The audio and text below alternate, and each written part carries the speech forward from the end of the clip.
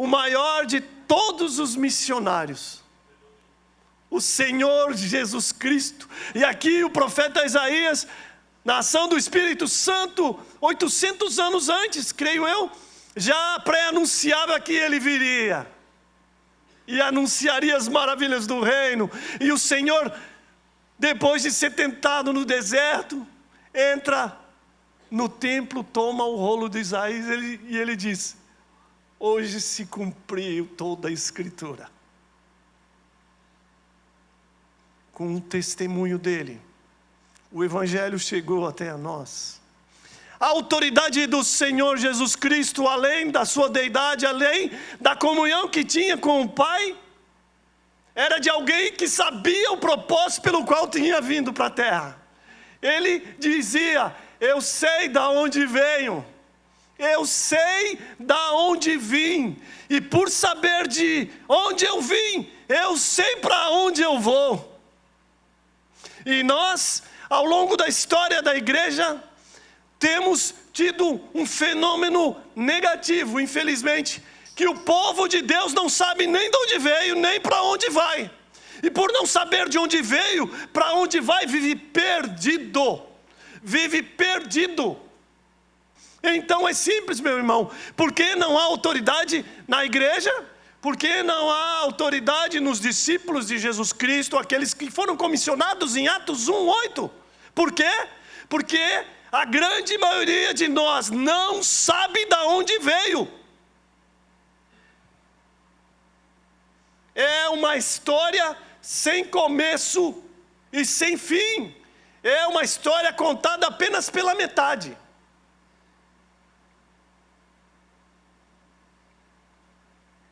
Eu sei de onde vim. Eu sei. Do mundo da prostituição, da pornografia, de vício do mundo. Eu sei o que o Senhor fez por mim. Eu sei. Eu sei de onde eu saí. Eu sei de onde eu saí. E eu sei muito bem porque o Espírito Santo me diz para onde eu vou. Eu sei. Aí você me diz: mas você tem trilhado caminhos de dificuldade? Tenho. E o que me mantém firme é porque eu sei de onde saí e eu sei para onde eu vou. Porque se não fosse esta verdade inculcada no meu coração, na minha mente, eu já haveria enlouquecido. Tamanhas tentações pelos quais nós passamos, tamanhas dificuldades.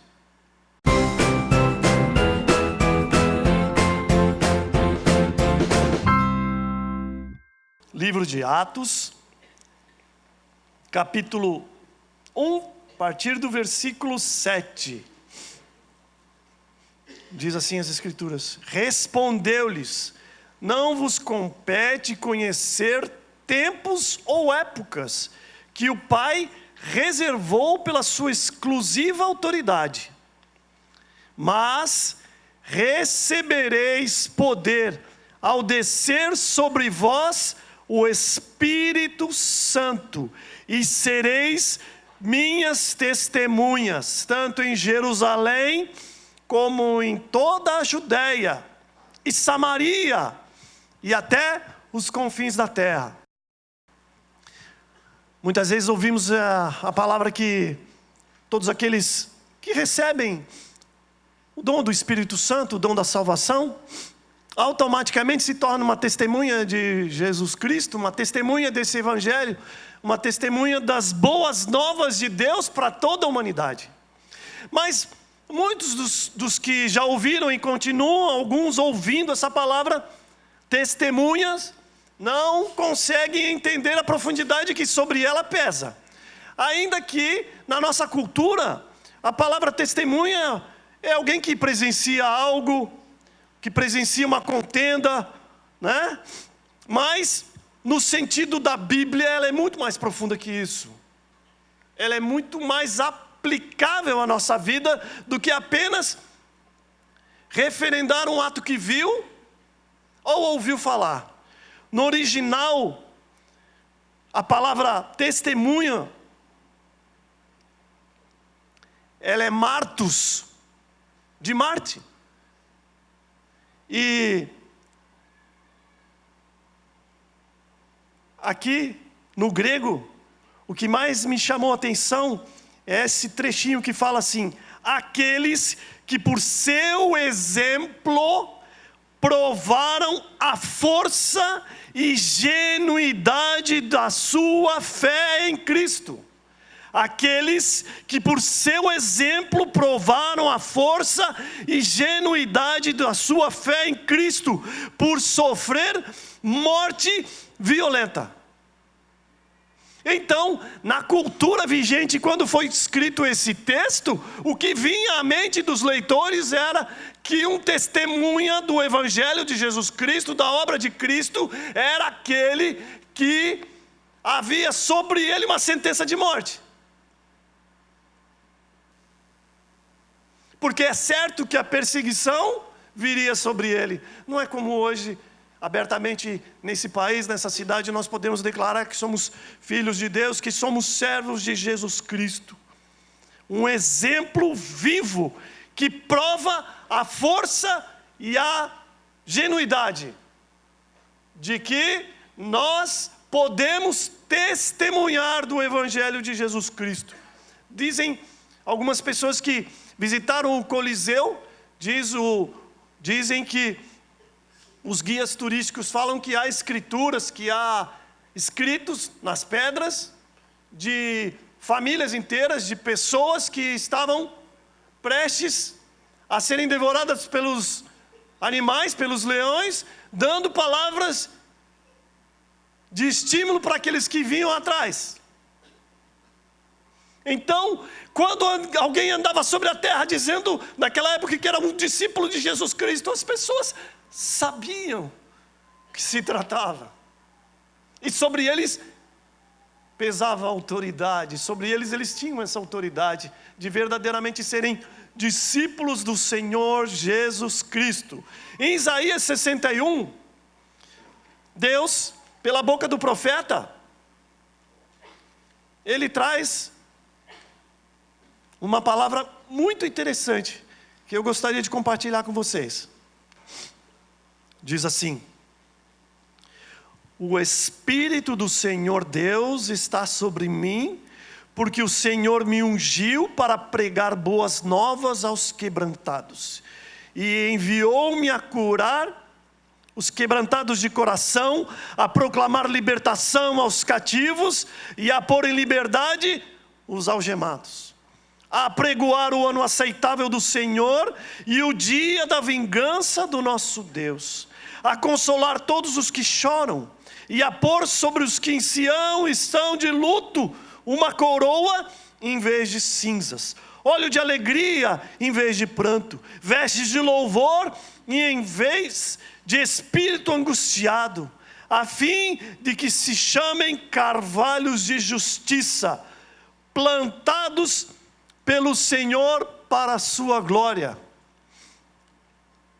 Num dia como hoje, repito, que se finaliza uma campanha de missões, não poderíamos de trazer à nossa mente, como já disse o Marquinho, o maior de todos os missionários, o Senhor Jesus Cristo. E aqui o profeta Isaías, na ação do Espírito Santo, 800 anos antes, creio eu, já pré-anunciava que ele viria e anunciaria as maravilhas do reino. E o Senhor, depois de ser tentado no deserto, entra no templo, toma o rolo de Isaías e ele diz: hoje se cumpriu toda a Escritura. Com o testemunho dele, o Evangelho chegou até a nós. Com o testemunho de Jesus Cristo, o Evangelho chega a todo mundo, chega na Cracolândia, chega na vida daquelas pessoas. E quão mais importante é para um viciado quando vê o testemunho de um ex-viciado. Por isso a palavra de Deus já diz em Hebreus que Jesus Cristo em tudo foi tentado, sem pecar, e ele tinha que se transformar como um de nós, para que, como fez parte da nossa natureza, ele pode interceder por nós. E assim somos nós, testemunhas vivas desse Evangelho. Testemunhas vivas desse Evangelho. A maioria de nós, quando recebe a palavra de Deus, quando recebe o Evangelho, se alegra. Quando ouve a palavra. Mas muitos, ao longo da caminhada, ao longo da jornada, têm se perdido. Têm se perdido. O testemunho não tem tanta eficácia. Mas, como disse, Jesus é o nosso exemplo de grande missionário, do maior missionário que já pisou sobre essa terra. Mas dizia às multidões que estavam cansados de ouvir os escribas, os fariseus, os saduceus e todo aquele povo, eles já estavam cansados de ouvir sobre as boas novas do reino, sem testemunho. E quando apareceu aquele homem, como diz as Escrituras, sem feição linda nenhuma, nada que atraía, pois o seu rosto não havia beleza nenhuma. Mas quando da sua boca proferia-se a palavra de Deus, dizia aos simples que este fala diferente. Este fala com autoridade, não como aqueles, mas este fala como alguém que tem vida. Alguém que transforma a palavra de Deus, vida. E sendo Jesus essa testemunha viva, e esse exemplo para nós, nessa noite não poderíamos de usá-lo como exemplo da sua palavra, e aprender por que havia nele um espírito sobreexcelente de que não há na maioria de nós. Porque havia tanta autoridade na palavra de Jesus Cristo, que fazia com que multidões se dobrassem a Ele. João 8. Olha só, pessoal. Olha o que está escrito aqui. De novo, lhes falava Jesus dizendo: eu sou a luz do mundo. Quem me segue não andará nas trevas, pelo contrário, terá a luz da vida. Então, lhe objetaram os fariseus: tu dás testemunho de ti mesmo, logo o teu testemunho não é verdadeiro. Respondeu Jesus e disse-lhes: posto que eu testifico de mim mesmo, o meu testemunho é verdadeiro, porque sei de onde vim e para onde vou, mas vós não sabeis de onde venho, nem para onde vou. A autoridade do Senhor Jesus Cristo, além da sua deidade, além da comunhão que tinha com o Pai, era de alguém que sabia o propósito pelo qual tinha vindo para a terra. Ele dizia: eu sei de onde venho, eu sei de onde vim, e por saber de onde eu vim, eu sei para onde eu vou. E nós, ao longo da história da igreja, temos tido um fenômeno negativo, infelizmente, que o povo de Deus não sabe nem de onde veio, nem para onde vai. E por não saber de onde veio, para onde vai, vive perdido. Vive perdido. Porque é fato, alguém que sabe da onde saiu e trilha uma trajetória, uma peregrinação em rumo à cidade que Deus mesmo diz que é a cidade celeste, que é uma vida com Cristo. Esse não vive perdido, esse não vive cambaleando pela terra. Então é simples, meu irmão. Por que não há autoridade na igreja? Por que não há autoridade nos discípulos de Jesus Cristo, aqueles que foram comissionados em Atos 1:8? Por quê? Porque a grande maioria de nós não sabe de onde veio. É uma história sem começo e sem fim. é uma história contada apenas pela metade.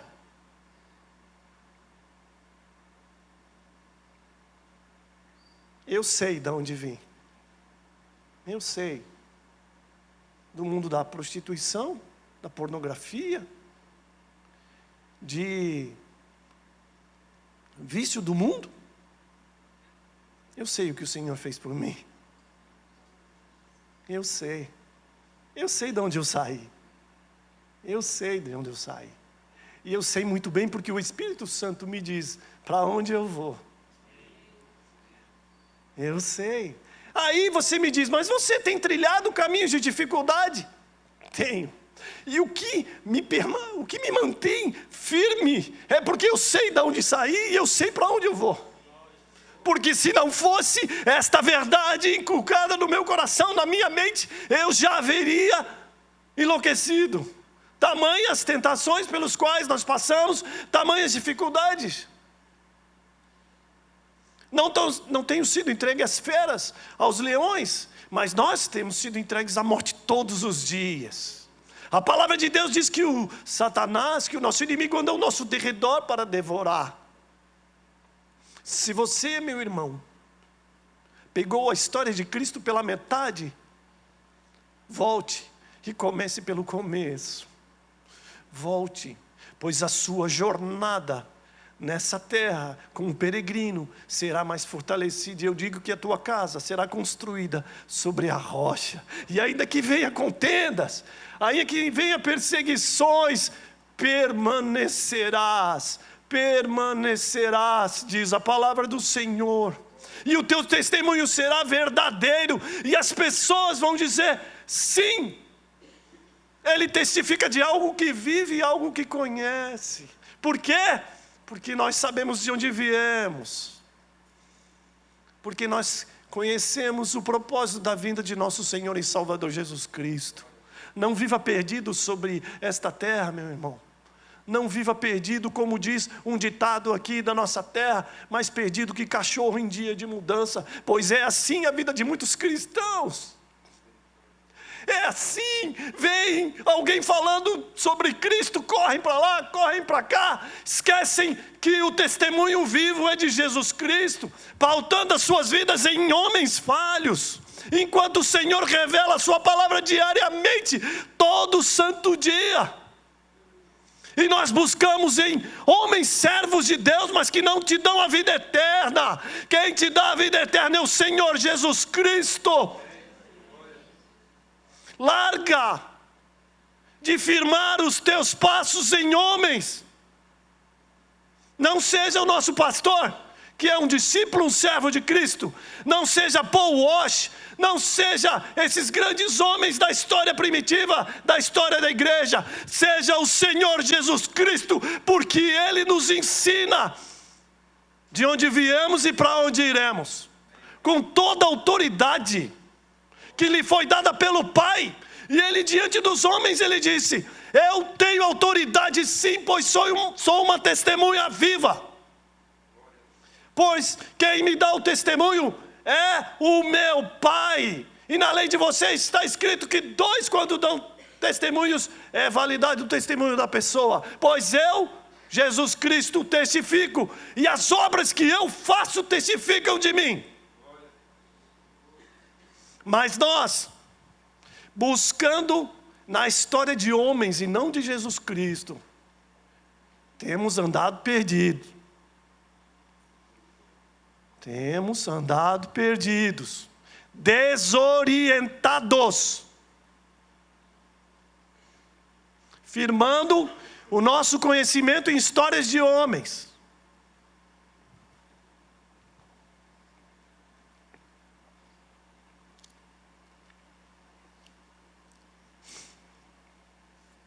Você quer um exemplo bíblico do que é um povo que não sabe de onde saiu e nem para onde vai? Salmo 78. Mas ainda assim prosseguiram em pecar contra ele. Contra quem? Contra Deus. E se rebelaram no deserto contra o Altíssimo. tentaram a Deus no seu coração, pedindo alimento que lhe fosse do gosto. Sabemos a história da nação de Israel, e aqui no capítulo 78, no Salmo 78, Asaf conta com bastante detalhes toda a história do povo de Israel, a sua saída do Egito, as grandes maravilhas que Deus tinha feito para aquele povo. E aquele povo era escravo no Egito, ao ponto de seus filhos serem assassinados, ainda que eles tivessem, alguns deles, animais em suas casas, mas eles eram escravos e comiam daquilo que era sacrificado aos ídolos do povo do Egito.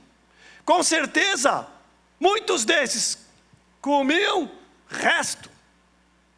E aqui, Asaf, com toda a autoridade do Espírito Santo, diz e relata, para que sirva de exemplo para nós, que eles tentaram a Deus no seu coração, pedindo alimento que lhes fosse do gosto. E quando fala do gosto aqui, com certeza era a mesma comida que eles tinham lá. O coração deles se voltava a todo instante para o Egito, pois quando Moisés se demorava em descer do Monte Santo, o que fizeram? Um ídolo, se banquetearam com o que tinham e fizeram uma festa. Mas não era uma festa em adoração ao Deus vivo. Era uma festa nos moldes pagãos. Era esse povo. Era esse povo.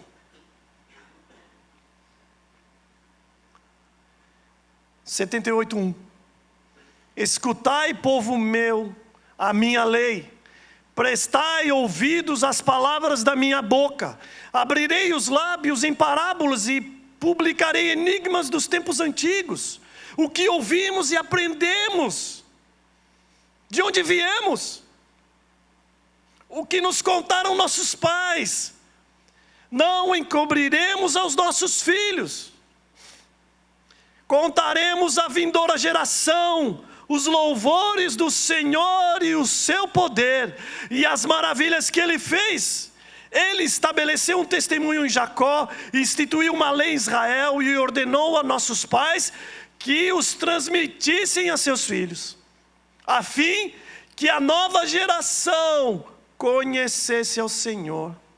Filhos que ainda hão de nascer, se levantassem e por sua vez os referissem aos seus descendentes. Dos feitos de Deus, mas lhe observassem os mandamentos, e que não fossem como seus pais, geração obstinada e rebelde, geração de coração inconstante, e cujo espírito não foi fiel a Deus, uma nação que não sabia de onde tinha vindo. E uma nação, um povo, uma igreja, um crente, um discípulo, uma testemunha que não sabe de onde veio, ele põe Deus à prova com a seguinte frase. Versículo 19. Falaram contra Deus: pode acaso Deus preparar-nos mesa no deserto? A mesa que eles queriam que fosse preparada para eles, era a mesa do Egito. Era a mesa da onde eles tinham saído. Muitos de nós, nas primeiras dificuldades da nossa peregrinação, nos voltamos para as coisas que nós deixamos para trás. E fazemos a mesma dissertação a Deus. E pomos Deus à prova. Pode o Senhor preparar-nos mesa na nossa dificuldade? No nosso deserto? Pode acaso Deus saciar nossa fome? Pode Deus acaso saciar nossos desejos.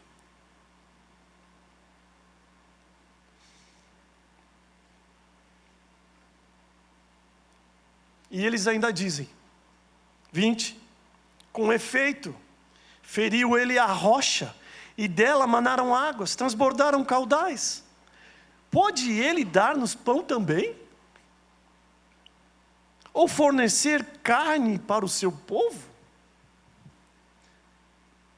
Quando eles estavam na orgia da festa do boizinho lá, que Arão fez para eles, eles não falaram, não perguntaram se Deus podia mandar carne para eles, né?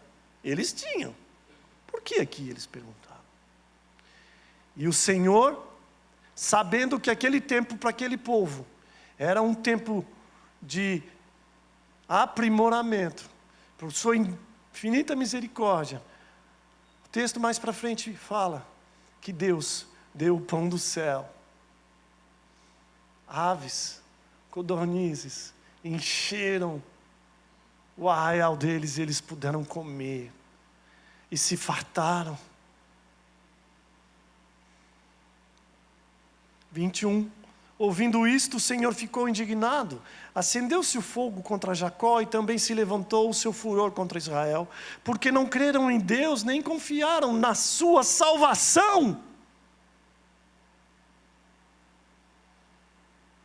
Nada obstante, ordenou as alturas e abriu as portas dos céus e fez chover maná sobre todos eles, para alimentá-los, e lhes deu cereal do céu, comeu cada qual o pão dos anjos, enviou-lhes comida a fartar, fez soprar no céu o vento do oriente e pelo seu poder conduziu o vento do sul, também fez chover sobre eles carne como poeira e voláteis como a areia dos mares, fê-los cair no meio do arraial, ao redor de suas tendas. Então eles comeram e se fartaram a valer, pois lhes fez o que desejavam, porém não reprimiram o seu apetite.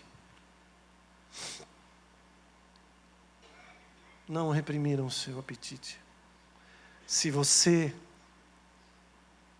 não busca saber de onde você veio, de onde Deus te tirou, e quem é Jesus Cristo, e qual o poder da sua obra, e qual a unção que está sobre o seu ministério, viveremos essa vida de reclamação. De reclamação. Um povo perdido e, para tristeza nossa, 40 anos vaguearam no deserto, sendo que entrariam na terra prometida muito antes, porque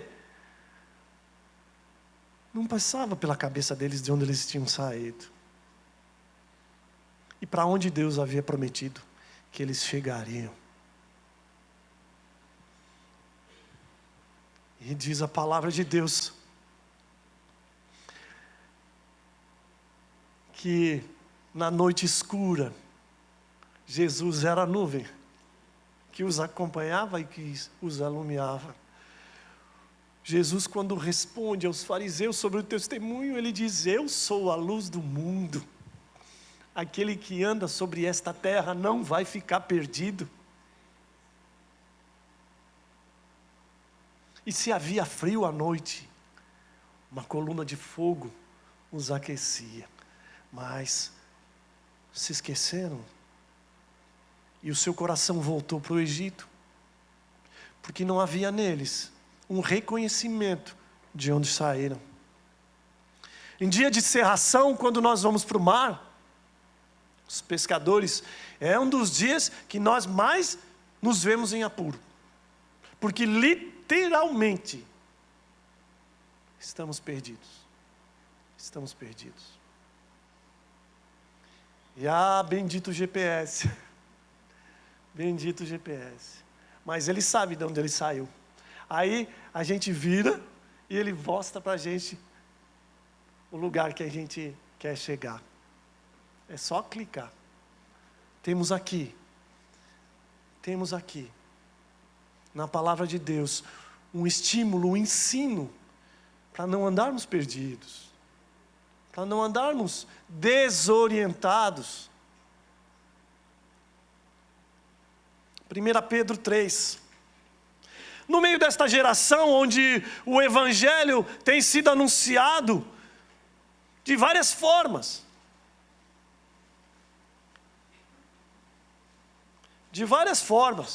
tanto na TV, tanto em podcasts, tanto em programas de rádio, e outras fontes, mas não era para a gente viver como igreja de Jesus Cristo tão desorientada.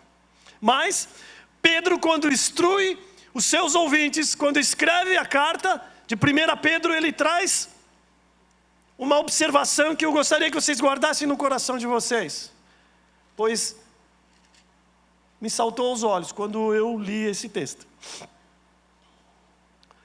1 Pedro 3, 15. Vamos ler o 13.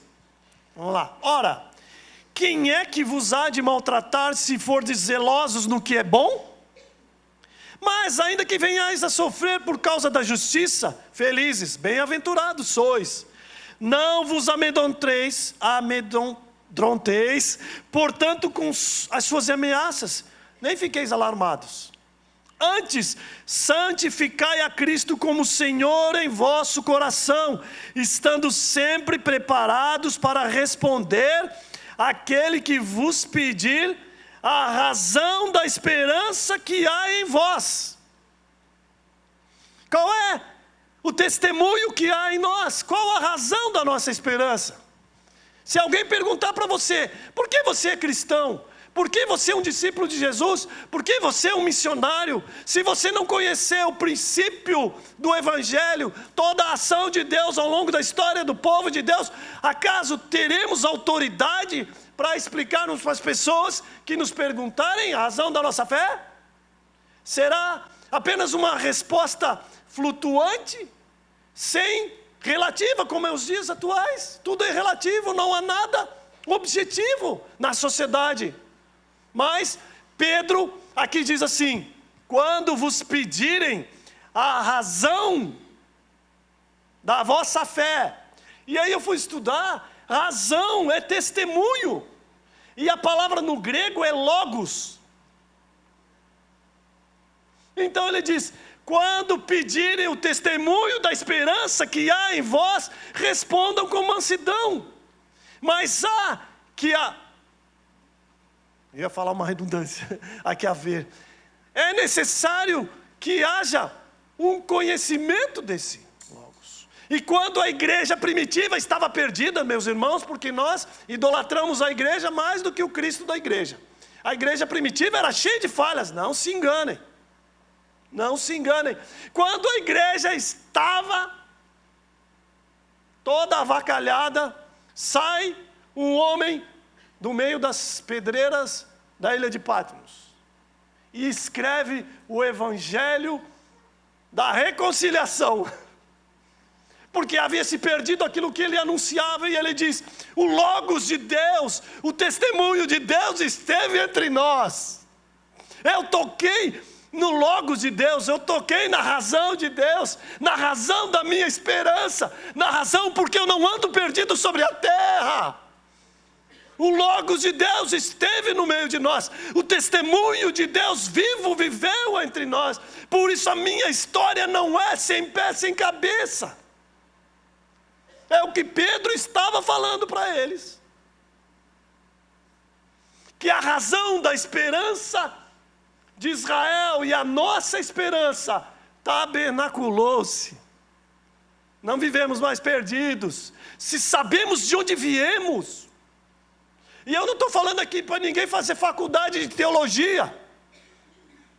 Eu estou falando para pedir: Senhor, ajuda-me, Senhor, a fortalecer a minha fé. Porque sim, Reconhecer a Jesus Cristo como Senhor e Salvador é maravilhoso, mas é uma escada para se aprofundar nas coisas de Deus. E não adianta desculpa porque uns são mais inteligentes do que outros, porque isso é desculpa esfarrapada, isso é preguiça da gente. Se você clamar ao Senhor que Ele te ensine, Ele vai te ensinar. Qual é o logos da tua vivência na terra? Qual é o logos da minha caminhada, da minha peregrinação? Qual é o testemunho?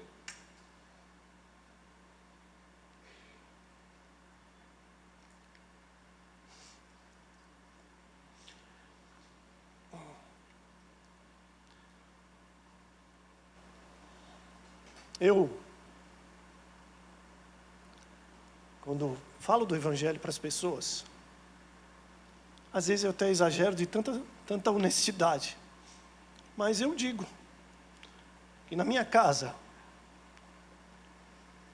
há um gadareno perseguido por demônios.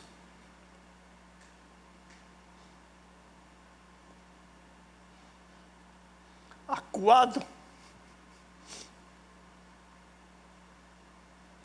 que só a minha palavra e muitas vezes as nossas orações não têm adiantado. Mas como eu não poderia dizer a essas pessoas que o meu testemunho passa por isso? Porque o meu Logos vive, que a minha esperança, a razão da minha vida vive, que é Jesus Cristo. E ainda que eu passe pelas dificuldades que eu tenho passado, eu não quero voltar mais para o Egito. E não é só eu que vivo, não. Tem muitos aqui, só que não tem coragem de falar. Tem medo de se envergonhar. O meu Senhor Jesus Cristo foi rejeitado pela nação de Israel, o qual Ele veio para salvar, foi rejeitado pela sua casa. Mas glórias a Deus, pelo Espírito Santo de Deus nós não o rejeitamos. Oh, glórias! E aí quando a gente canta, Jesus Cristo vive em mim, aleluias, é maravilhoso. Onde está o Logos da tua caminhada? Hebreus 11:37 de Hebreus. Ora,